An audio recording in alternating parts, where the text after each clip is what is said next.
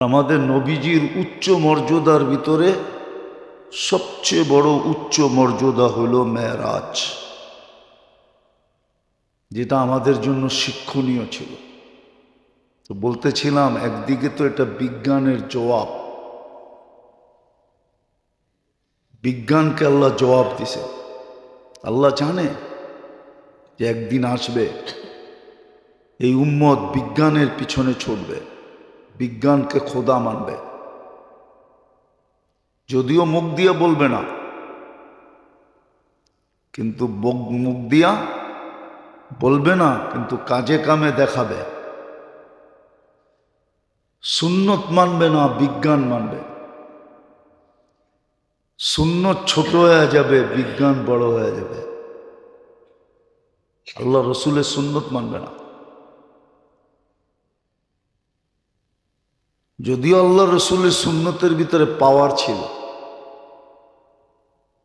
একদিকে তো এটা বিজ্ঞানের জবাব ছিল, আরেক দিকে মেরাজের, আরেক দিকে তো মেরাজ এই জন্য ছিল কেননা এই উম্মতই সবচেয়ে বেশি শিক্ষিত উম্মত। আমাদের মতো শিক্ষা আল্লাহ কোন উম্মতকে দেন নাই। সব উম্মতকে আল্লাহ কিতাব দিছেন, আমাদেরকে আল্লাহ কালাম দিছেন। কিতাব আর কালামের ভিতরে পার্থক্য আছে। কিতাব আর কালামের ভিতরে পার্থক্য আছে, বড় পার্থক্য, আকাশ জমিন পার্থক্য। জমিন যেরম নিচা, আকাশ যেরম উঁচা, ঠিক কিতাব এরকম নিচা, কালাম এরকম উঁচা। কেননা রাজার কথা, বাদশাদেরও বাদশার কথা, আল্লাহর কথা। হ্যাঁ, এই জন্য অন্য কিতাব পড়লে, আরো 3টা আছে, ওটা পড়লে প্রত্যেক অক্ষরে নেকি পাবে কি পাবে না, এটা কোনো আলেম উলামা প্রমাণ করতে পারবে না। কিন্তু কোরআনের এক অক্ষর পড়লে 10 নেকি, এটা সুস্পষ্ট।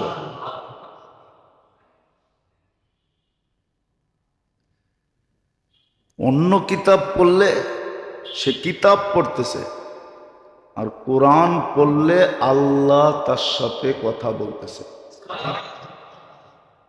অনেক পার্থক্য। যদিও যতটুক মূল্যায়ন করা দরকার ছিল, অতটুক মূল্যায়ন আমরা করি নাই। এই জন্য এই উম্মত বড় শিক্ষিত উম্মত। এই উম্মতের মতো শিক্ষা দীক্ষা আল্লাহ কোনো উম্মতকে দেন নাই। যদি দিতেন তাহলে অন্য উম্মতের ভিতরেও প্লেনের অস্তিত্ব পাওয়া যেত। অন্য কোনো উম্মতের ভিতরে প্লেনের, রকেটের, কম্পিউটারের, মোবাইলের কোনো অস্তিত্ব নেই। সব অস্তিত্ব এই উম্মতের ভিতরে। বিদায় এই উম্মতকে যখন সমাজ যখন উচ্চাঙ্গের হয় না, তার ভিতরে কথাবার্তা এরকম উচ্চাঙ্গেরই হইতে হয়। উচ্চাঙ্গের কথাবার্তা হইতে হয়। এই জন্য আবার রাগ হয়ে যাবে, বলবো না, না, কেউ কেউ রাগ হয়ে যাবে। রাগ হইলেও বলবো। হ্যাঁ, এই জন্য দেখবেন কিছু কিছু ধর্মীয় জিনিসের ভিতরে উচ্চাঙ্গের লোক খুব কম, উচ্চ শিক্ষিত লোক খুব কম, এরা কম লাগে। যেমন একটা দেখাই, পীরের মুরিদ, উচ্চ শিক্ষিত লোক কম হয়, কম না? তাবলিগালা উচ্চ শিক্ষিত লোক পার্সেন্টেজে কেন জানেন? কেননা যে সমস্ত বয়ান করে, কথাবার্তা বলে, ওরা বলে এটি সাদা সিধা কথা, এটি কোনো আমাদের লেভেলের না। নাউজুবিল্লাহ, না, সত্য কথা। হ্যাঁ, হ্যাঁ, আপনি নাউজুবিল্লাহ পড়েন কেন? এই জন্য আল্লাহর হুকুম আছে, আনজিল নাস মানাজিলাহুম। সামনে শ্রোতা যেরকম, কথার বচন ভঙ্গি ওরকম বানাও, যেন বোঝে। এই জন্য সাধারণ মানুষ বেশি, শিক্ষিত হাই লেভেলের মানুষ কম। কেননা ওদের লেভেলের কথা হয় না, তো ওদের লেভেলের কথা হয় না। বলে নাই এরকম না, আছে কিছু, কিন্তু পার্সেন্টেজে কি না, ডাক্তার মানে না, পার্সেন্টেজে সাধারণ মানুষ কি বেশি, উচ্চ লেভেলের মানুষ কম। এই জন্য, কেননা ওদের বিদ্যা অনুযায়ী কথা ওদের সামনে আসে না, আর সাদা মাঠা কথা ওরা নেয় না। আল্লাহ পাক মেরাজ, এই জন্য আমি মেরাজ বুঝাইতেছি। মেরাজ কেন? আমাদের নবীজির বৈশিষ্ট্যের কারণেই, শ্রেষ্ঠত্বের কারণেই আমাদের শ্রেষ্ঠত্ব।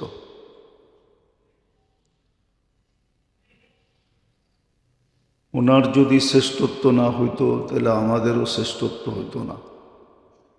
আর এটাই চিরাচরিত নিয়ম।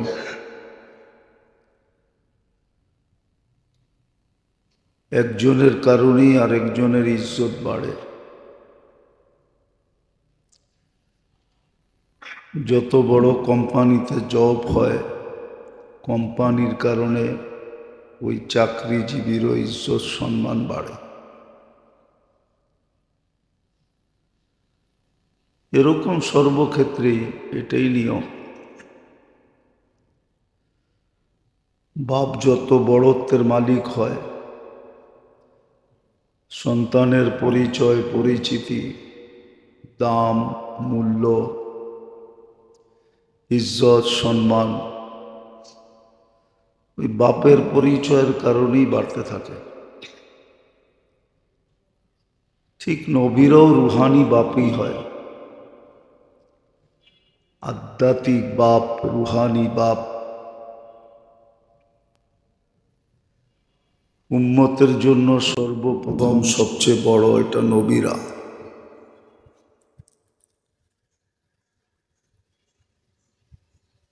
তো মুহাম্মদুর রাসূলুল্লাহ সাল্লাল্লাহু আলাইহি ওয়াসাল্লামের ভালো মতে বুঝতে হবে, নাইলে বুঝে আসবে না। খুব মনোযোগ দিয়ে শুনতে হবে যে আল্লাহর রসুলের ইজ্জত সম্মানের কারণে আমরাও সম্মানিত, নাইলে আমাদেরকে খায়রে উম্মত বলা হতো না। কুনতুম খায়রা উম্মাহ, সর্বশ্রেষ্ঠ উম্মত বলার কারণ এটাই, শুধু মুহাম্মদুর রাসূলুল্লাহ সাল্লাল্লাহু আলাইহি ওয়াসাল্লামের কারণেই আমরা শ্রেষ্ঠ উম্মত।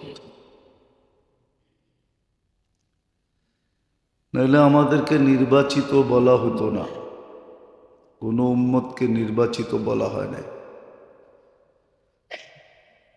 কোরআন আমাদেরকে নির্বাচিত বলছে, হুয়াজতাবাকুম। আমাদেরকে নাইলে সর্ব উম্মতের উপরে সাক্ষী হিসাবে, রাস সাক্ষী হিসাবে ঘোষণা দেওয়া হতো না, সুহাদা আলান নাস। এরকম আরো শত শত সম্মান, ইজ্জত শুধু মুহাম্মদুর রাসূলুল্লাহ সাল্লাল্লাহু আলাইহি ওয়াসাল্লামের কারণে।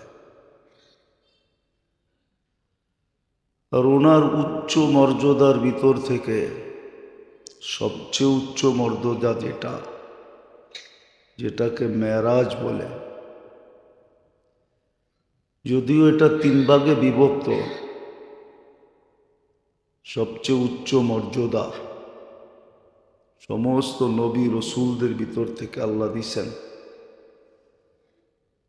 আর ওটার কারণে আমরাও সম্মানিত।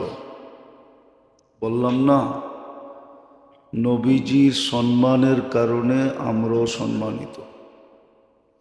ওনার দামের কারণে আমরাও দামি। উনি আল্লাহর কাছে প্রিয় হওয়ার কারণে আমরাও আল্লাহর কাছে প্রিয়। আর নিয়ম এটাই হয়, বন্ধুর বন্ধু বন্ধুই হয়, আপনজনের আপনজন আপনজনই হয়। এই জন্য মানুষ সম্পর্ক খুঁজা বাহির করে। দেখেন না, লম্বা লম্বা সম্পর্ক বাহির করে। কি আমার শ্যালকের শ্যালক মানে আমারও শ্যালক না, সম্পর্ক বাহির করে। সম্পর্ক দ্বারা মানুষ কাছে হয়। আমাদের নবীজির সবচেয়ে উচ্চ মর্যাদা যেটা, সেটা হলো মেরাজ। এই মাসেই রজবের 27 তারিখে সংগঠিত হয়েছে আজকের দিন গিয়া রাত্রে।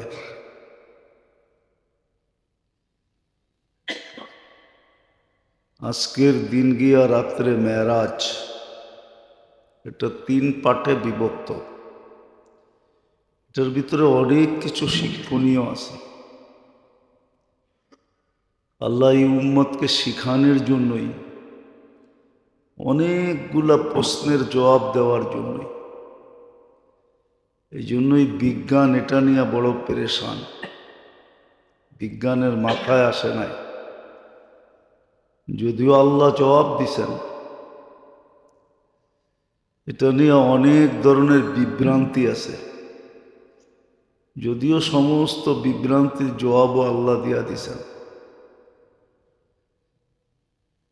তো এটা আমাদের মর্যাদার বিরাট বড় একটা উৎস, যে আমরা কতটুক মর্যাদাশালী আল্লাহর কাছে আমাদের নবীজির কারণে। এটার ভিতরে আমাদের অনেক শিক্ষণীয় জিনিস আছে। কেননা বর্তমানে মানুষ বিজ্ঞানে যতটুকু আসক্ত, আর বিজ্ঞানকে যতটুকু মানে আর ফলো করে, বিজ্ঞানের পিছে দৌড়ায়, এই বিজ্ঞানের একটা জবাবও এই মেরাজের ভিতরে আছে। যে এত বেশি বিজ্ঞান বিজ্ঞান বিজ্ঞান বিজ্ঞান বিজ্ঞানসম্মত, বিজ্ঞানকে ফলো করা, বিজ্ঞানের পিছে দৌড়ানো, আল্লাহ জবাব দিয়া দিছেন বিজ্ঞানকে। বিজ্ঞানকে আল্লাহ জবাব দিয়া দিছেন যে তোমাদের জবাব, তোমাদের কতটুকু, তোমাদের সীমানা কতটুকু, আর আমাদের নবীজির সীমানা কতটুকু। বিজ্ঞানের সীমানা বেশি দূর না, যদিও আমরা বিজ্ঞানকে খুব প্রাধান্য দিই, যেটাকে দেওয়ার দরকার ছিল ওটাকে দিই নাই, যেটাকে দেওয়ার দরকারই ছিল না ওইটাকে বেশি দিতেছি। এটাও একটা জুলুমের অংশ। জুতা দামি দেখা যে মাথায় লইতেই গো, জুতা যতই দামি হোক ওটা থাকবে কই যদি মাথায় নেয়। হোক না সোনা দিয়া বানানো, কি জানেন সোনার জুতা আছে? কাকে দিছিল জানেন? মেসিরে দিছিল গোল্ডেন বুট। আপনারা না জানলেও আমি জানি, গোল্ডেন বুট দিছিলেন মেসিকে। ওটা তো পায়েই দিছিল, ঠিক না? না মাথায় দিছিল? আল্লাহ এটাও জবাব দিছেন।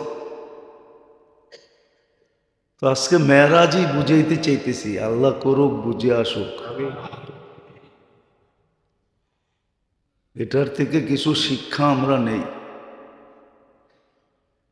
না, আল্লাহ জানতেন একদিন বিজ্ঞানের যুগ আসবে, মানুষ বিজ্ঞানকে খোদা মানতে শুরু করবে। নাউজুবিল্লাহ পড়লে কি হবে? আমরা বিজ্ঞানকেই গুরুত্ব দেই বেশি, নবীর সুন্নতকে গুরুত্ব দেই না। অথচ কিয়ামতের দিন বিজ্ঞান আমাদের জন্য কাঁদবে না, মুহাম্মদুর রাসূলুল্লাহ কাঁদবে। বিজ্ঞান আমাদেরকে সুপারিশ করবে না, মুহাম্মদুর রাসূলুল্লাহ সুপারিশ করবে।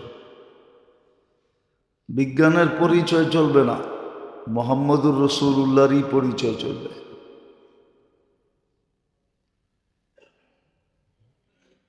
বিজ্ঞান আমাদের জন্য চিৎকার দিবে না, মুহাম্মদুর রাসূলুল্লাহ কিয়ামতের মাঠে উম্মতি উম্মতি বলে চিৎকার দিবে। বিজ্ঞান আমাদের জন্য দৌড়াবে না, মুহাম্মদুর রাসূলুল্লাহ আমাদের জন্য 3 জায়গায় দৌড়াবে। বিজ্ঞান আমাদেরকে আগলায় রাখবে না। আগলানো বোঝেন? আরে আগলানো বোঝেন না? মনে হয় বোঝেন না। চতুর্দিক থেকে ঘেরাও করা, পাহারা দিয়ে রাখা, উঁচা করে রাখা। মুহাম্মদুর রাসূলুল্লাহ রাখবে কিয়ামতের মাঠে আমাদেরকে এইভাবে। কিন্তু আমরা ওনার সুন্নত মানতে রাজি না। যে আমাদের জন্য এত করছেন, এত করতেছেন, এত করবেন, আমরা ওনার সুন্নত মানি না। বড় ওনার সুন্নতকে আমরা মজাক উড়াই, টিটকারি করি। আমাদের সমাজের 90% মানুষ করে, 10%ও হবে কিনা, 90% মানুষই সুন্নতকে মজাক হিসাবে ব্যবহার করে, সুন্নতকে নিচু মনে করে, নিচু মনে করে। এরা সামাজিক লোক না, এরা সামাজিকতা বোঝে না, এরা আধুনিকতা বোঝে না। সুন্নত মানলেই কি বলে? খ্যাত বলে, খ্যাত। কি? হ্যাঁ, মাও ছেলেকে খ্যাত বলে। ছেলে যদি অল্প বয়সে সুন্নত মানে আর দুড়ি রাখে, তো মাও বলে, না জানি তো সমাজে তোর কপালে কি আছে। আরেকটা কথা না বললেই নয়, আমার সমাজে সুন্নত যারা মানে, সুন্নত যারা মানে, এদের পিছনে যতটুকু মনিটরিং করা হয়, মনিটরিং বুঝেন? গোয়েন্দাগিরি করা হয়, এরকম গোয়েন্দাগিরি কারো পিছে করা হয় না। হ্যাঁ,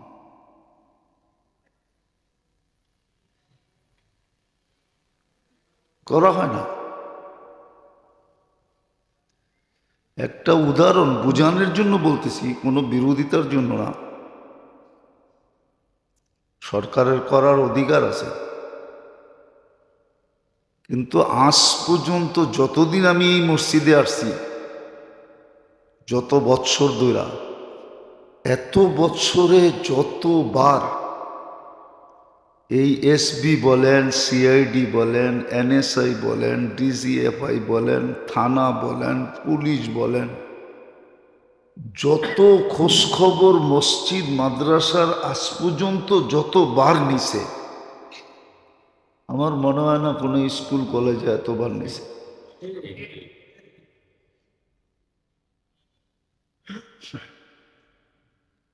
ঠিক না? ভুল বললাম? বুঝানোর জন্য বলতেছি। যতবার ডাটা নিছে, এখনো নিতেছে,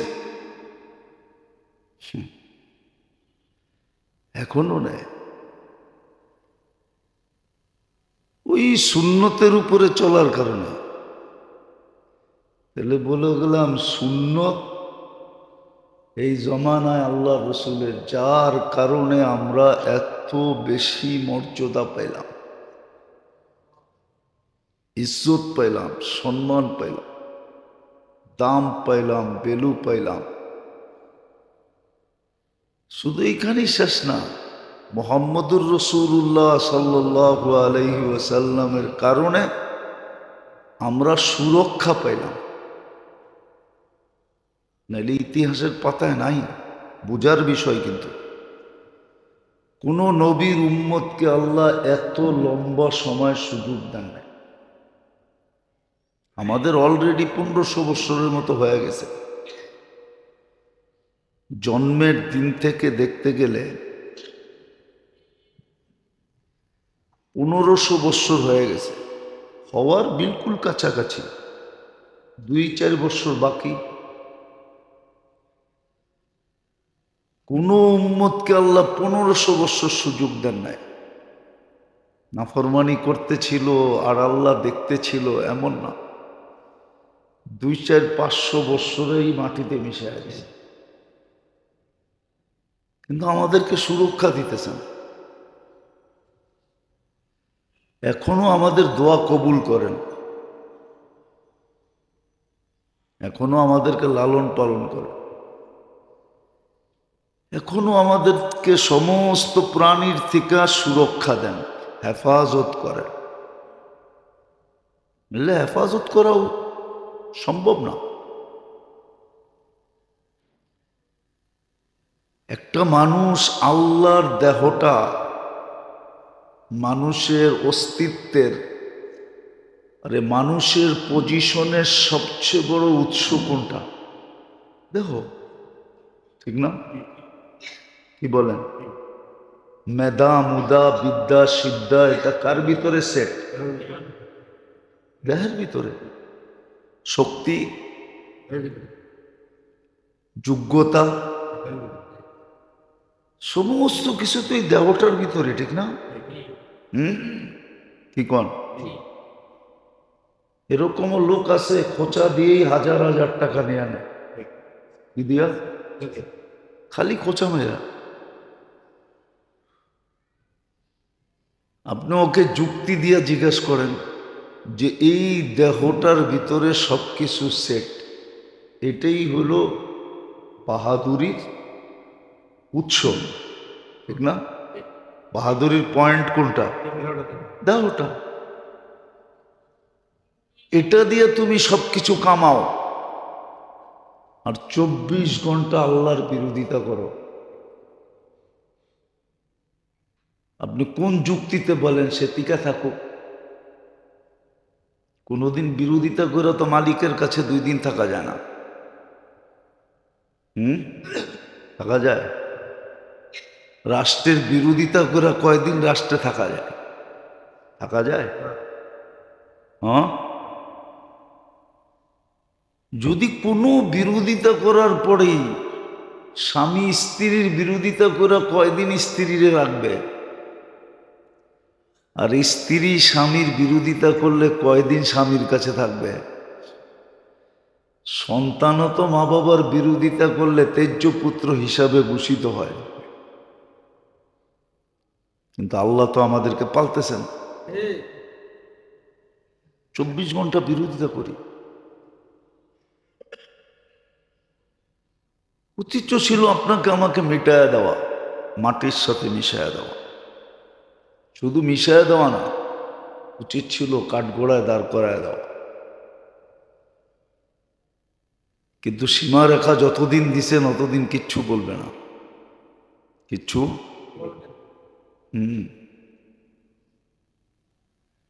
কিচ্ছু বলবে না। সীমারেখা যতদিন দিছেন, বয়স যতটুকু দিছেন, অতদিন কিচ্ছু বলবেন না। হাদিসে আছে, কুলতু ফাসামিআতু, আল্লাহ বলে তুই সারাদিন বলছ, আমি খালি শুনছি। খালাফতুম ফাহালিমতু, তোমরা 24 ঘন্টা বিরোধিতা করছো আর আমি খালি সহ্য করছি। আল্লাহ সহ্য করে যেতেছে, যুক্তি বলে না সহ্য করে যাওয়া। যুক্তি বলে যেখানে বিরোধিতা ওইখানেই থাবা মারা, ওইখানেই দৌড়া, ঠিক না? কি দেখি তো আমরা সমাজে, দেখি না? সামান্য পদস্থ মানুষের বিরোধিতা করলে, সামান্য কোনো দলের বিরুদ্ধে মুখ খুললে, সামান্য কোনো নেতার বিরোধিতা করলে, ছোট নেতা, ছোট, যেটারে আরেকটা শব্দ বললাম না, এর বিরোধিতা করলে পর্যন্ত সইতে পারে না। কিন্তু ওরই যদি জিজ্ঞাসা করা হয়, তুই সারাদিন আল্লাহর বিরোধিতা কতটুকু করস বল, আল্লাহ তো সয়া যেতেছে, কিচ্ছু বলে না, অপেক্ষা করতেছে। তো বলতেছিলাম, এটা আমাদের নবীজির কারণে, আমাদের মর্যাদার কারণে, আমাদের মর্যাদার কারণে এটা করা হইতেছে। আল্লাহ আমাদেরকে নবীজির কারণে উচ্চ মর্যাদা দিয়েছেন।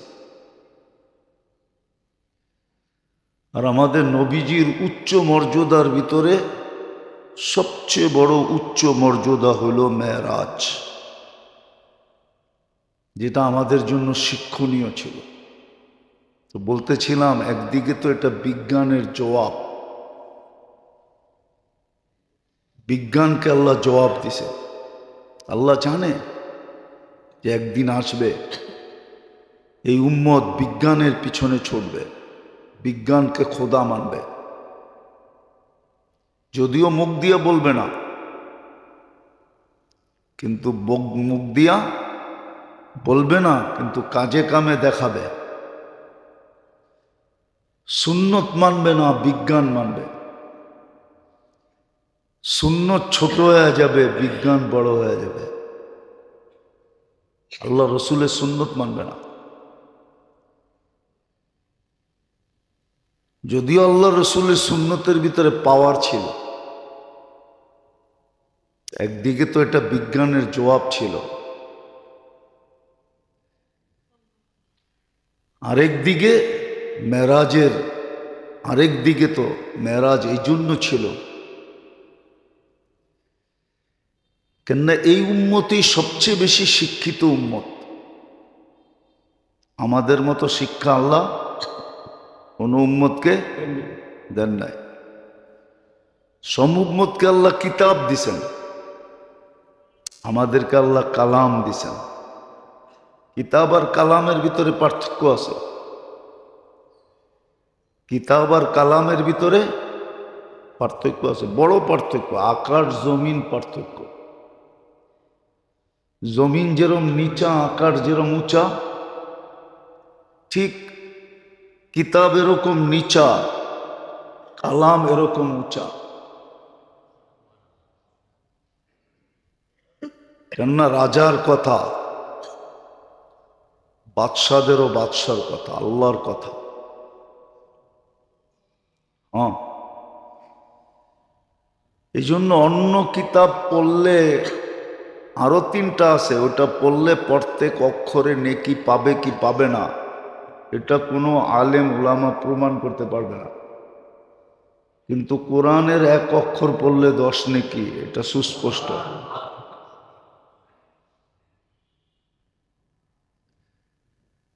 অন্য কিতাব পড়লে সে কিতাব পড়তেছে, আর কোরআন পড়লে আল্লাহ তার সাথে কথা বলতেছে। অনেক পার্থক্য। যদিও যতটুক মূল্যায়ন করা দরকার ছিল, অতটুক মূল্যায়ন আমরা করি নাই। এই জন্য এই উম্মত বড় শিক্ষিত উম্মত।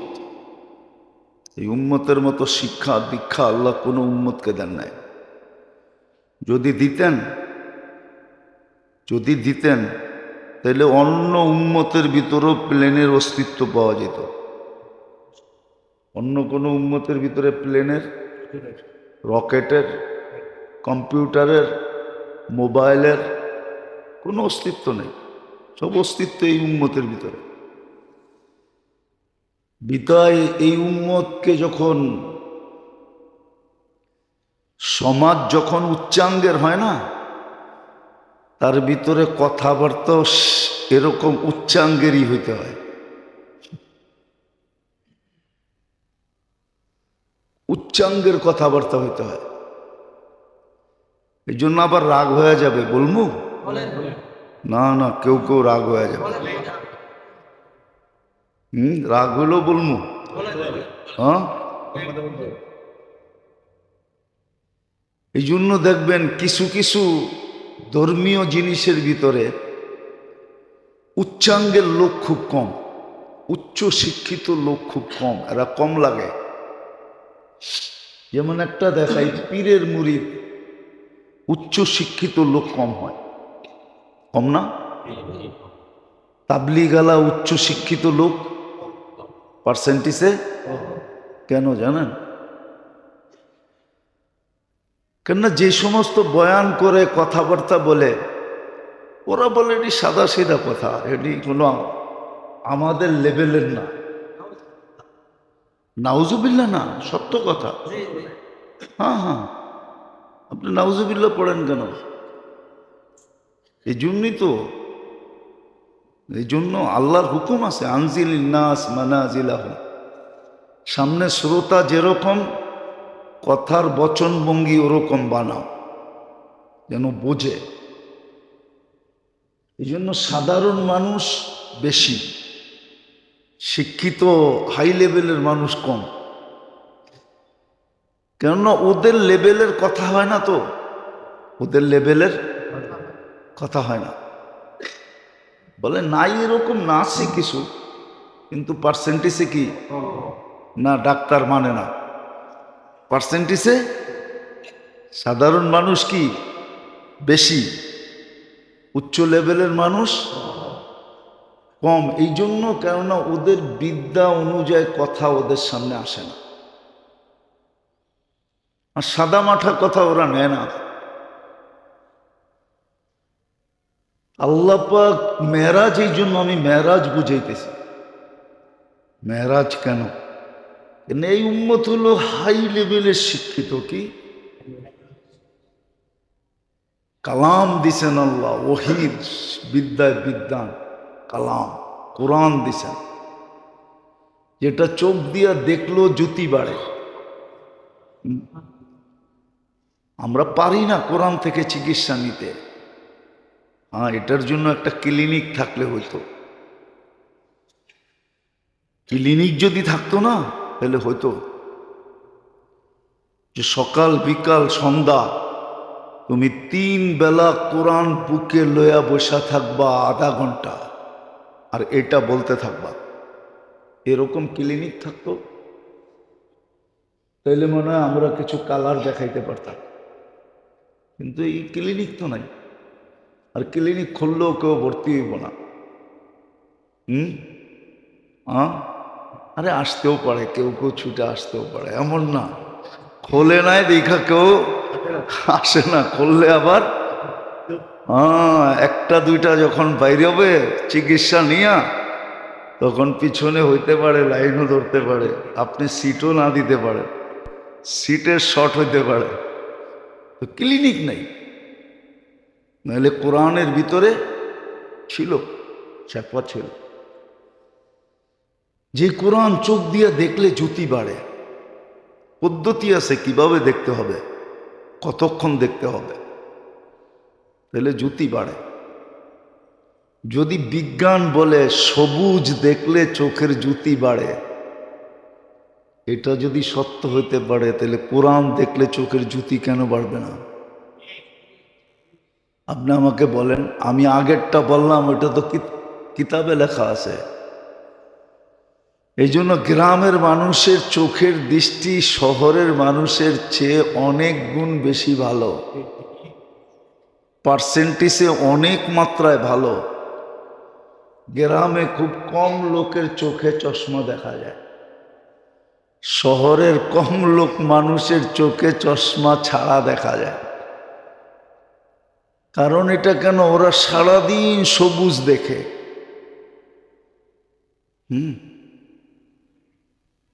আমি তো আবার অন্য দিকে চলে যাব। একটা চিকিৎসা দুনিয়াতে আছে, যেমন আগের যুগের মানুষ কোনো বিয়ে শাদিতে গেলে জুতা পরতেন, হুম, বা একবারে বেইবাড়ির ঘাটে যায়া পাওটা ধুইয়া জুতা পরা বাড়িতে যেতেন, কেন সমস্ত রাস্তা কাঁচা ছিল, তো সারা রাস্তায় পায়ে জুতা দিতেন না। তো শরীরের ভিতরে, মাটির ভিতরে আর্থিং আছে, আর্থিং।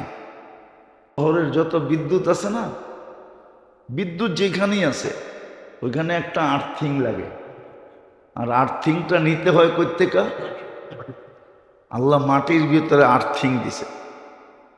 দুনিয়ায় একটা হাসপাতাল আছে যেখানে মাটি দিয়ে চিকিৎসা করা হয়, হয়তো আপনারা চিনবেন না, বেশি দূরেও না, আমাদের থেকে কাছে। ওইখানের চিকিৎসাই হলো আর্থিং দিয়া। আপনারা সারাদিন মাটির ভিতরে পাও ঢুকায় দিয়ে বসায় রাখবে, কেননা শহরের মানুষের শরীর আর্থিং পায় না, সারাদিন জুতা পায়ে দেয়, রাস্তাগুলা পাকা, ঘরের ফ্লোরগুলা পাকা, তো শরীর মাটির থেকে তৈরি। কিসের থেকে? দেখেন যুক্তিটা লাগে কিনা, ডাক্তার ঘরে কইতেছি, ভালো মতে দেখেন যুক্তিটা মাথায় লাগে কিনা। তো আমাদের শরীর আর্থিং পায় না, মাটির যে একটা আর্থিং দরকার, এটা গ্রামের মানুষ পায়। এই জন্য শহরের মানুষের তুলনায় গ্রামের মানুষ সবল বেশি, সুস্থ বেশি, রোগ মুক্ত বেশি, কেন ওদের শরীর আর্থিং পায়, আমাদের শরীর আর্থিং পায় না। এই জন্য একটা চিকিৎসা আছে, তুমি যদি সারাদিন আর্থিং নাও পাও, তাহলে রাত্রে আর্থিং পায়ে লাগায় ঘুমায় থাকো, ওটারও একটা সিস্টেম আছে। মাটির থেকে আর্থিং নিয়া ওটা পায়ে লাগায়া, ওটা লাগানোরও একটা সিস্টেম আছে, তামা দিয়া লাগাইতে হয়, পাত বানায় ওটা পায়ের নিচে লাগায় ঘুমায় থাকো, তাইলে ও মাটির আর্থিং তোমার শরীরে পাবে, শত ধরনের রোগ থেকে তুমি মুক্ত থাকবে। যাক, এটা আমি অনেক আগে পড়ছিলাম, বাস্তবও আছে, কিন্তু এটা খোলার আমার উদ্দেশ্য না। আমার উদ্দেশ্য হলো মেরাজ বোঝানো।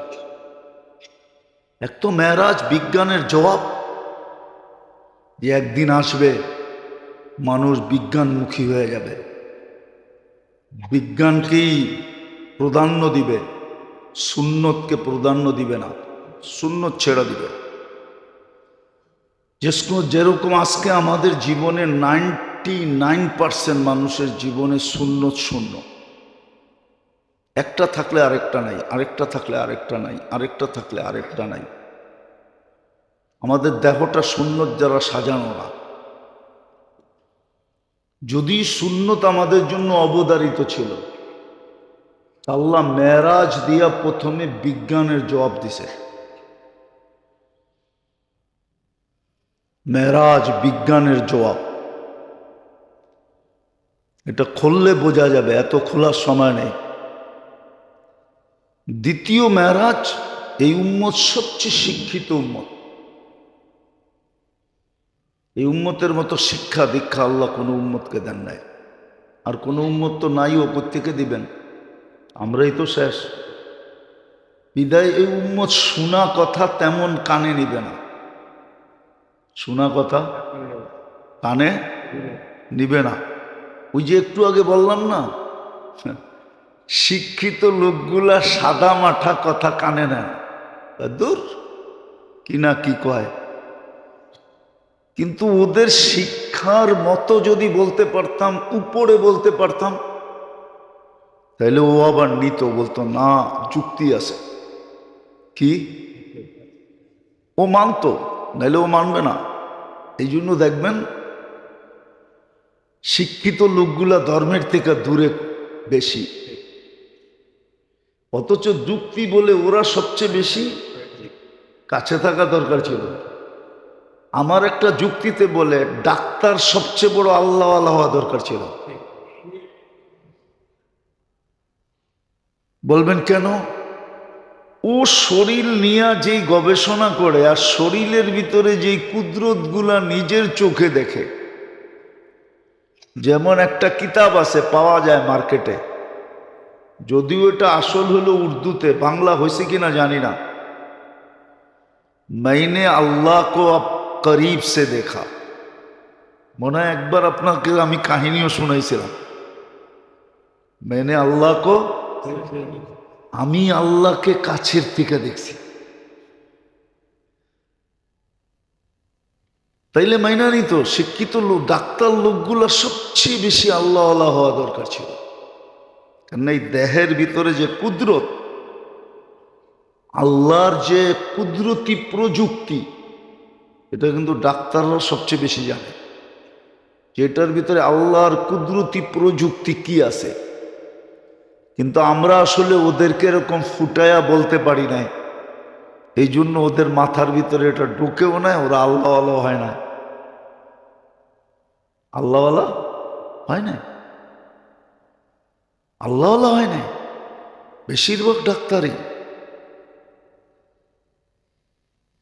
সব মানুষের সেবা তো করে বটে, কিন্তু নিজের সেবাই নিজে করে না, আল্লাহর হুকুম মানে না, নিজের সেবা নিজে করে না।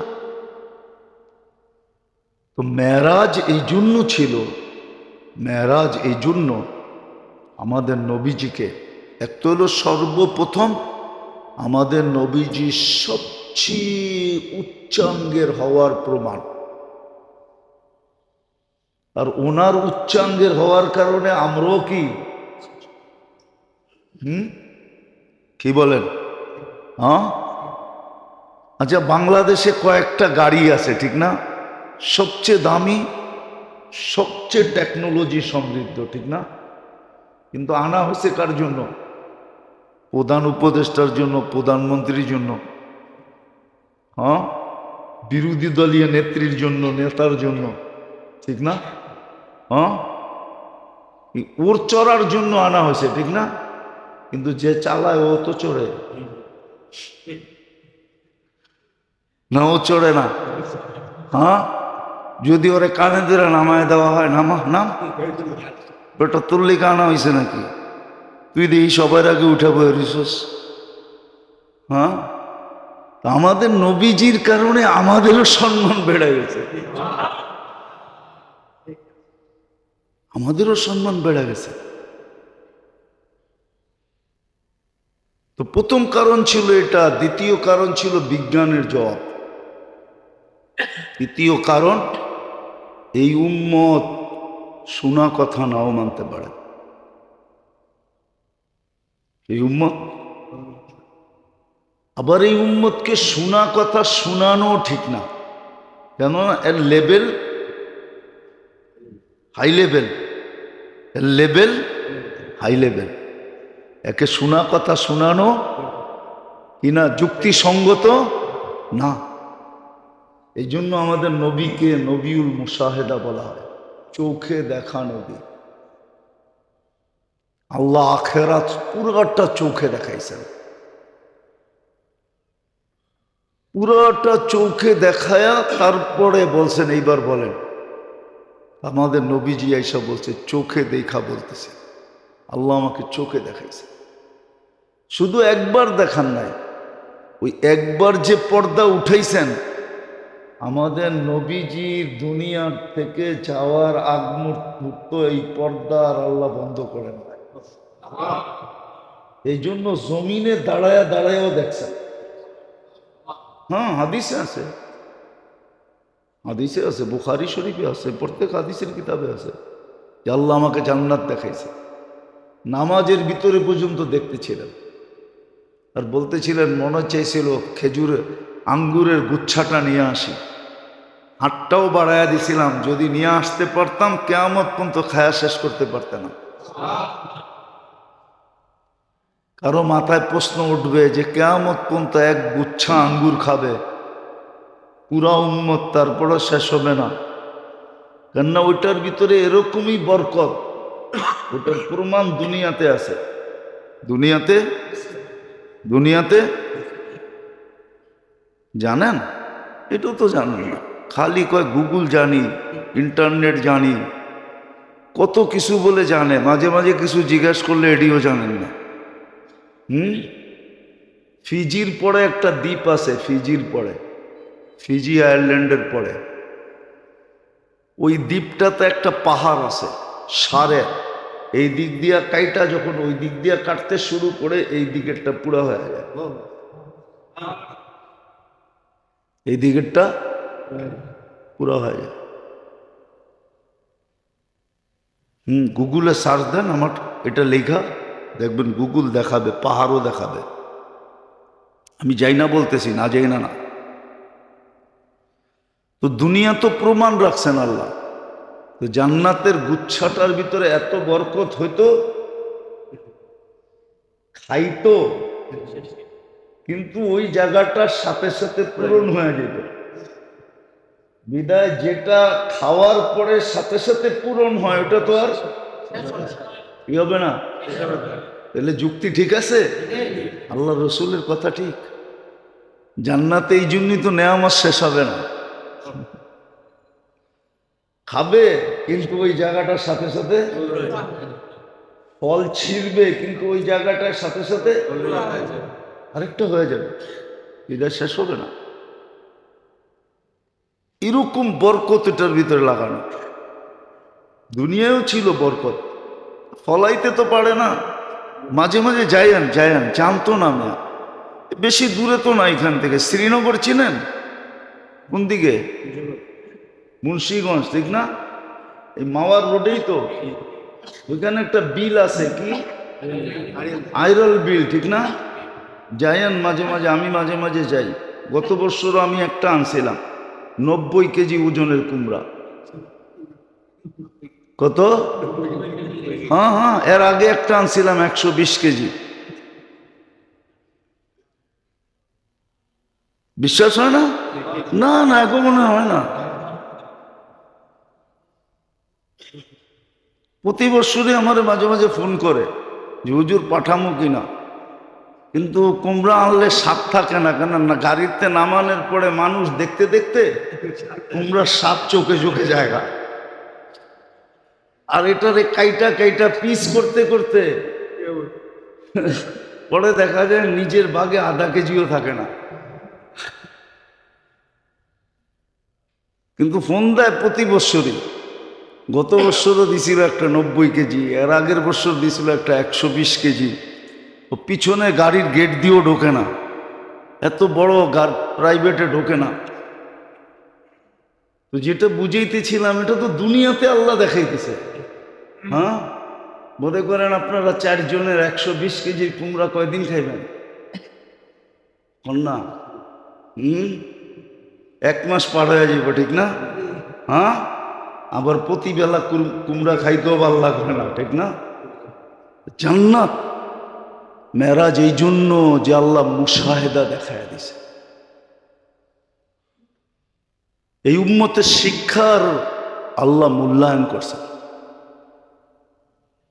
সমস্ত কিছু দেখায় দিছেন, সমস্ত কিছু। আরো একটা কারণ আছে যেটা হাদিসও পাওয়া যায়। কেননা মেরাজের আগেই আল্লাহ রসুলের তয়েফের সফর ছিল। আর তয়েফে আল্লাহ রসুল যে কষ্ট করছেন, সমস্ত নবীদের কষ্ট এক পাল্লায় করলেও তয়েফের কষ্ট আল্লাহ রসুলের পাল্লা ভারী হবে। 6 কিলোমিটার দৌড়াইছেন, পাথর মারতেন তো বসা পড়তেন, আবার যুবকরা দৌড়াইতে বাধ্য করত, আবার দৌড়াইতেন, আবার পাথর মারতেন। বেঁচে গেছে দুনিয়া। ওই দিন আল্লাহ রসুলের রক্ত জমিনে পড়ে নাই, শুধু জুতায় আটকায় গেছে। যদি জমিনে পড়তো তাহলে ওই দিনই দুনিয়া শেষ, কিয়ামত হয়ে যেত। কারণ আল্লাহ এটা সইতে পারতেন না যে বন্ধুর রক্ত মাটিতে পড়ছে। ওই দিন আর অনুমতি চাইতেন না, অনুমতি ছাড়াই দুনিয়া শেষ। এটাই যুক্তি বলে, এটাই তো। এত বড় কষ্টের পরে, কষ্টের পরে মেরাজ সমস্ত কষ্টকে ভুলাইয়া দিছে। হয় না, দুঃখের পরে যখন সুখ আসে, দুঃখ মনে থাকে না। সবচেয়ে বড় মন ভাঙ্গা ছিল আল্লাহ রসুলের, সবচেয়ে বড় মন ভাঙ্গা ছিল তায়েফের সফরের পরে। তখনই আল্লাহ পুরস্কার হিসাবে মেরাজ দিয়েছেন। জান্নাতও দেখাইছেন, জাহান্নামও দেখাইছেন। কোন গুনার কারণে কি শাস্তি ভোগ করবে এটা পুরা চিত্র আল্লাহ দেখাইছেন, কিতাবে আছে। মার নাফরমানি করলে কি শাস্তি, মা বাবার নাফরমানি করলে কি শাস্তি পাবে। এক বিশেষ বাটির ভিতরে তাকে জ্বালাইতে হবে, জ্বালাবে বিশেষ আগুনের ভিতরে। আল্লাহ রসুল জিজ্ঞাসা করছে, এদেরকে এই বিশেষ আগুনে কেন জ্বালানো হয়, বিশেষ পদ্ধতিতে কেন জ্বালানো হয়? বলছে, এরা মা বাবাকে দুঃখ দিত দুনিয়াতে, আর সন্তান যখন মা বাবাকে দুঃখ দেয় না, তো মা বাবার ভিতরে যে আগুনটা জ্বলে, ওই আগুনটা বড় কঠিন। যার জ্বলে নাই সে বুঝবে না, যার জ্বলে নাই সে বুঝবে না। যেই সন্তান মা বাবার অবাধ্য হয়, মা বাবার ভিতরে যে কি আগুন জ্বলতে থাকে, ওটা শুধু মা বাবা বোঝে, আর কেউ বোঝে না। কসম খোদার। আবার মা বাবা বোঝে কিন্তু বুঝাইতে পারবে না, আগুন দেখে কিন্তু দেখাইতে পারবে না। এই জন্য মা বাবার নাফরমানদেরকে এক বিশেষ পদ্ধতিতে বিশেষ আগুন দ্বারা দুজকের ভিতরে শাস্তি দেওয়া হবে, যদি মা বাবার কাছ থেকে মাপ চায় না নিল, মাপ না চাইল। এই জন্য সন্তানদের উচিত, সন্তানদের উচিত সন্তানদের উচিত মা বাবার কাছে ডেলি মাপ চাওয়া। যেরকম বন্দার উচিত আল্লাহর কাছে ডেলি কি, এরকম মা বাবার কাছেও মাপ চাওয়া। মাপ চাওয়া উচিত, ডেলি মাপ চাওয়া উচিত। মাপ চাওয়ার সুযোগ যদি চলে যায় থাকে, তাহলে কিতাবে লেখা আছে এটা কিভাবে রিকভারি করবে। ওই পদ্ধতি ওলামাদের থেকে শিখা, ওই পদ্ধতি ব্যবহার করা উচিত। হয়তো নারাজ হয়ে দুনিয়ার থেকে চলে গেছে, তো ওলামাদের কাছ থেকে শিখা উচিত যে কিভাবে করলে আমার এই জিনিসটা রিকভারি হয়ে যাবে, পরিপূরক হিসাবে হবে, এটা শেখা উচিত, শিখাও এটা করা উচিত। এরকম আল্লাহ রসুল দেখাইছেন, আল্লাহ রসুলকে দেখাইছেন দুজকের ভিতরে। সুদ যারা খায় তাদের কি অবস্থা হবে, ঘুষ যারা খায় তাদের কি অবস্থা হবে, মদ যারা খায় তাদের কি অবস্থা হবে, এইখানের কথা ওইখানে লাগায় তাদের কি অবস্থা হবে, গীবত করলে কি অবস্থা হবে। এই চিত্রগুলো সব দেখাইছেন। বিপরীতে জান্নাত তো দেখাইছেন, জান্নাত দেখাইছেন। দুজকটা একটু কম দেখাইছেন, যতটুক দেখাইলে বাকিটা ধারণায় বোঝা যায়। কেন দুজক তো দুজক, কিন্তু জান্নাত তো আল্লাহ রসুলকে আল্লাহ খুইলা খুইলা দেখাইছেন, ঘুরা ঘুরা দেখাইছেন, জান্নাত দেখাইছেন। তারপরে বলছেন উম্মতকে বলেন,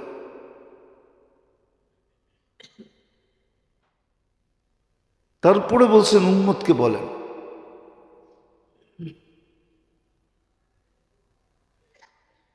উম্মতকে বলেন,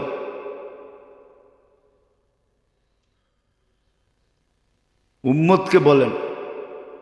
এই জন্য কিতাবে পাওয়া যায় জানি না কতটুকু সত্য কতটুকু মিথ্যা, কিতাবে পাওয়া যায়।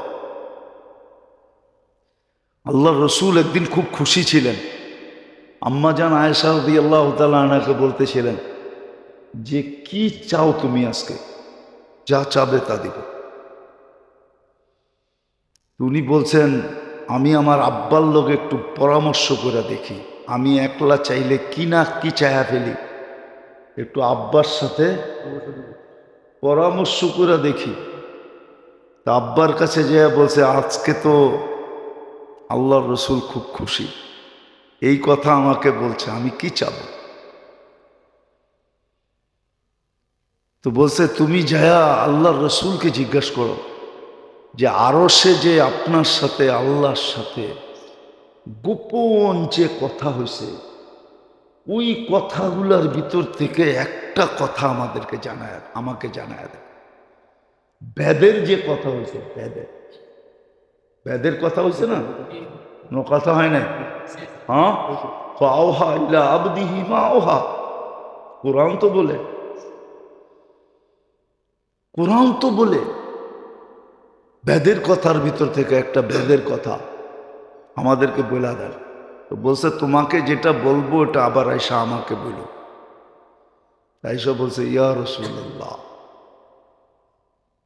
বেদের কথা একটা বলে দেন।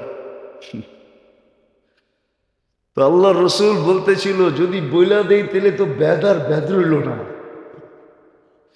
বেদ আর ভেদ রইল না। কিন্তু বইলা তো ফেলছি তোমাকে, কথা তো দিয়া ফেলছি, যদি না বলি তাহলে তো কথা কথা রইল না। ঠিক আছে, তো বলে দিছেন একটা এটাও ছিল যে আল্লাহ আমার উম্মতকে কিভাবে মাফ করবেন এটা বলে দিছেন। কিন্তু উম্মত তো মাপ চায় না, উম্মতের কোন শ্রেণী তো মাপ চায় না। চাল চলন, চেহারা টেহারা, উঠা বসা, চলা ফেরা, খাওয়া দাওয়া, কোনোটাই দেখলেই তো মনে হয় না যে মাপ চায়। উম্মত তো মাপ চায় না আল্লাহর কাছে। এই জন্যই তো আমি বলি মাঝে মাঝে যে এই উম্মতের কিছু দরকার ছিল না। এই উম্মত যদি সূর্য ডুবার সাথে সাথে হাত উঠায় মাপ চাই, সূর্য উঠার সাথে সাথে হাত উঠায় মনের থেকে মাপ চাই, বিছনায় চাইতে দেরি আল্লাহর কাছে মাপ চায় ঘুমাইতে দেরি করে। এই উম্মত যদি এতটুকু করতো যে বিছনায় চায় আল্লাহর কাছে মাপ চায় ঘুমায়, সূর্য উঠতে দেরি মাপ চাইতে দেরি করে, ডুবতে দেরি মাপ চাইতে দেরি করে না, এতটুকু যদি উম্মত মনের থেকে করত। দেখেন আমি অতীতও বলছি এখনো বলতেছি, কিন্তু কোরআন বলে 4 মাস গুনাহ করো না, আল্লাহ আমাদেরকে নিষেধ করতেছে। 8 মাস করো করো, ফালা তুযালিমু ফীহিন্না আনফুসাকুম ইন্না ইদ্দাতাশ শুহুরি ইনদাল্লাহি 12 শাহরান ফি কিতাবিল্লাহ মিনহা আরবাআতুন হুরুম। 4 হারাম মাস, ওটা শুরু রজব, প্রথম হারাম মাস রজব, তারপরে 3টা একাদারে জিকাদা, জিলহজ্জা, মুহররম। 4 মাস আল্লাহ গুনাহ করতে নিষেধ করছেন এই উম্মতকে। অথচ দেখা যায় এই 4 মাসেই উম্মত সবচেয়ে বেশি গুনাহ করে। কি কি বলেন? গত 2 দিন আগে না কি গেল ঢাকায় গো সাকরাইন গেছে, ঠিক না? সোয়াবের কাম, ঠিক না? কবরে গেলে প্রথমে জিগাইব না সাকরাইন করছে কিনা? জিগাইব না? বলে এটা আগে বললেন না কেন? আগে আমার মনেই ছিল না। কিন্তু যাক, বলতে বলতে একটু কমতেছে। আগে তো খবর পাওয়া যেত সাকরাইনের দিন 2-4-5টা মারা গেছে সাদেরতে পড়া। এই বছর মনে হয় এরকম কোনো খবর পাওয়া যায় না। ছোটবেলার থেকে তো দেখতাম 2, 4, 5টা তো ছাদেরতে পোড়া মরতো, ঠিক না? হ্যাঁ, ওদিন আমার গাড়ির নিচেই পোড়া মরতে ছিল ছোট এক বাচ্চা। আমি যদি ভালো মতে না দেখতাম, ওই গুড়ি পিছনে দৌড়াইতেছে, ওর খেয়ালই নেই। বড় রাস্তার ভিতর দিয়া, ফরিদাবাদের থেকে মুরগিটোলার যে রাস্তা, ওই রাস্তা, ওটা বড় রাস্তা, চওড়া রাস্তা। ও দৌড়াইতেছে গুড়ির পিছু, আমি ড্রাইভারে বসি, আরে সামনে বাচ্চা, থামা। ড্রাইভারেরও খেয়াল ছিল না। তো এরকম 2, 4, 5টা মারা যেত ছাদেরতে পড়া, গুড়ির পিছে দৌড়ায় সাকরায়। আল্লাহ মাফ করুক উম্মতকে। তো যেটা বুঝাইতেছিলাম, কি জানি বুঝাইতেছিলাম, আরে না, এর আগে নামাজ বুঝাইতেছি। তো যেটা বুঝাইতেছিলাম যে মেরাজ কেন ছিল, শিক্ষণীয় ছিল মেরাজ, বড় শিক্ষণীয় ছিল, বড় শিক্ষণীয় ছিল। অনেক কিছুর জবাব ছিল এটার ভিতরে, আর অনেক রাত ছিল এটার ভিতরে ভেদ। যেটা বলতেছিলাম, আল্লাহ রসুল আমার উম্মতকে মাফ করার পদ্ধতি আল্লাহ আমাকে জানায় দিছে। যে বললাম না, 3 বেলা যদি মাপ চাইতো, ঘুমের থেকে উঠা, সূর্য উঠতে দেরি, মাপ চাইতে দেরি করে না, সূর্য ডুবতে দেরি, মাপ চাইতে দেরি করে না, বিছনায় যাইতে দেরি, মাপ চাইতে দেরি করে না। এতটুকু যদি করতো, কিন্তু এতটুকু তো করে না, মাপও তো চায় না। আচ্ছা, আপনিই বলেন, চুরি চুরি আবার সিনা জুরি, এটা কি সমাজ মানে? হ্যাঁ, কি মানে? সমাজ যদি এটা, দুনিয়া যদি এটা না মানে, তো আল্লাহ কি করে মানে? সারাদিন বক্ষণ করে আল্লাহটা, ব্যবহার করে কাঠটা, খায় কাঠটা, করে কাঠটা, বসবাস করে কার জমিনে? সবকিছু তো চতুর্দিকে আল্লাহরই। এই জন্যই তো কোরআন এইটাও মনে হয় তর্জমা হইতে পারে। কোরআন বলছিল, আইনামা তুআল্লু ফাতাম্মা ওয়াজহুল্লাহ, যেদিকে তাকাবি ওই দিকে আমারটাই পাবি, তোর বলতে কিচ্ছু নাই, সব আল্লাহটা। কিন্তু আপনি মাপও চান না। মাপ চাইলেও তো হইতো, তাইলেও তো একটা যুক্তি দাঁড়াইতো যে আল্লাহ, আমি তো মাপ চাইতেছি, পারি না, কি করবো, মাপ চাই। মাপ তো মানুষ সহজে চায় না, তো মাপ তো চাই না আমরা। মেরাজ এই কারণেই ছিল। এটা 3 ভাগে বিভক্ত বলছিলাম। মক্কার থেকে যে রাত্রে নিয়ে গেছিলেন, তাও অল্প সময়ের ভিতরে, অল্প সময়ের ভিতরে, রাত্রের কিছু অংশের ভিতরে, পুরো অংশ না। আল্লাহর রসুল উম্মে হানির ঘরে রাদিয়াল্লাহু তাআলা আনহার ঘরে শায়িত ছিলেন। জিবরিল আলাইহিস সালাম ওইখান থেকে আয়সা উঠাইছেন, ঘরের দরজা দিয়া ঢোকেন নাই, ছাদ ফাইটা গেছে, ওটা দিয়ে ঢুকছেন। প্রথমেই ইঙ্গিত দিছেন কেন, কি আশ্চর্য কিছু ঘটতে চলছে, স্বাভাবিক না অস্বাভাবিক কিছু ঘটতে চলছে। স্বাভাবিক তো হলো দরজা দিয়া ঢুকা, ছাদ দিয়া ঢুকা এটা কি? প্রথমে ইঙ্গিত দিছেন অস্বাভাবিক কিছু ঘটতে চলছে।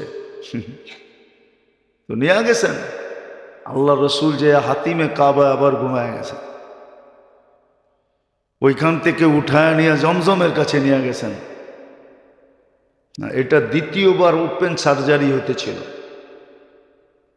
লম্বা কাহিনী, শক্কে সদর যেটাকে বলে, ওপেন হার্ট, ওপেন হার্ট করছেন নিয়া জিবরিল আলাইহিস সালাম নিচে। এটাকে জমজমের পানি দিয়ে ধুইছেন, জান্নাত থেকে পুরো সেট আপ নিয়ে আসছেন, সব জান্নাত থেকে নিয়ে আসছেন।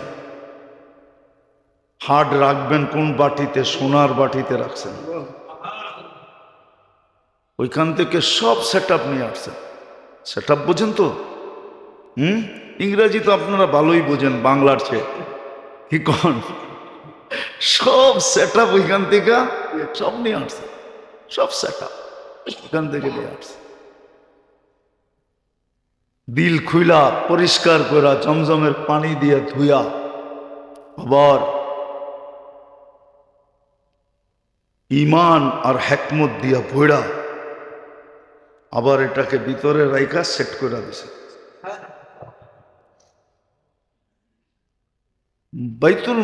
বাইতুল্লাহ থেকে বাইতুল মুকাদ্দাস পর্যন্ত এটাকে বলা হয় আসরা। সুবহানাল্লাযী আসরা, এই জন্য আল্লাহ সুবহান আনছেন।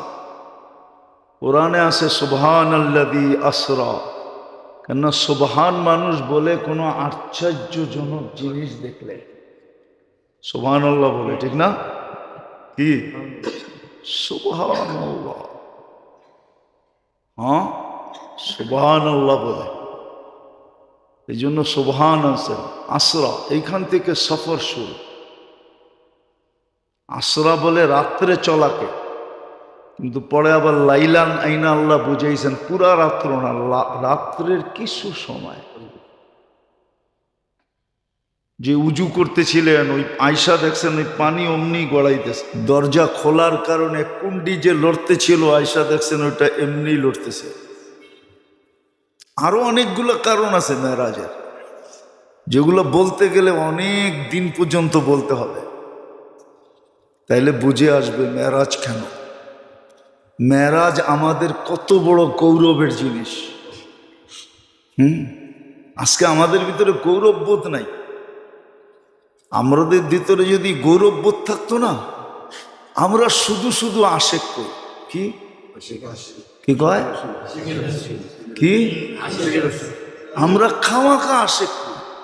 হ্যাঁ, আশেক যে হয় না, ওর ভিতরে গৌরববোধ থাকে। গৌরববোধ বুঝেন? না না, লোকগুলো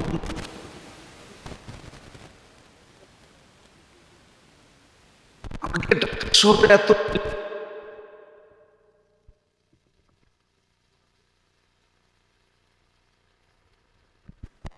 দেখবেন আগে 50 বছর আগে ঢাকা শহরে এত বিল্ডিং ছিল না। প্রত্যেক এলাকায় হাতের করে গোনা, তাও একতলা। কি একতলা টিন সেট না, বিল্ডিং, এটারে বিল্ডিং বলে। কিন্তু ওইখানে বিকালে দেখা যেত ছাদে যারা আঠে, ও আঠার স্টাইলই ভিন্ন। ওরা বাবলয়ে আটতেছে যে আমরা বিল্ডিং এর বাসিন্দা, ঠিক না? এটার নাম হলো গৌরব। কি ইংরাজিতে কি বলে? আচ্ছা, ইংরাজি বাদেই দিলাম, আমার আবার দাঁত ভাঙা যাবো। আমাদের ভিতরে উম্মত হওয়ার গৌরব নাই। আসলে আশেক হইলে গৌরব থাকতো। যেমন ওমর রাদিয়াল্লাহু তাআলা আনহু গৌরবান বলছে, আতরুকু সুন্নাত হাবিবি লিহাউলাইল উমাকা, এই জাহেলদের জন্য নবীর সুন্নত ছেড়ে দেব, এটা গৌরব। গৌরব কি? গৌরববোধ নাই। তো মেরাজ আমাদের গৌরবের বিষয় ছিল। চলতেছে, দেখি আরো 2-1 সপ্তাহ চালানো যায় কিনা। আজকে এই পর্যন্তই থাকুক, দেখি আগামীতে আবার এটাকে আগে নিয়ে যাওয়া যায় কিনা। হ্যাঁ, আল্লাহ যদি হায়াত দেয় আর কি। মেহরাব আমাদের গৌরবের বিষয়, মেহরাব আমাদের বড় গৌরবের বিষয় এই উম্মতের, যেটা বোঝা দরকার। না বুঝার কারণে আজকে আমাদের এই দুরবস্থা। আল্লাহ আমাদেরকে বুঝার তৌফিক দান করে।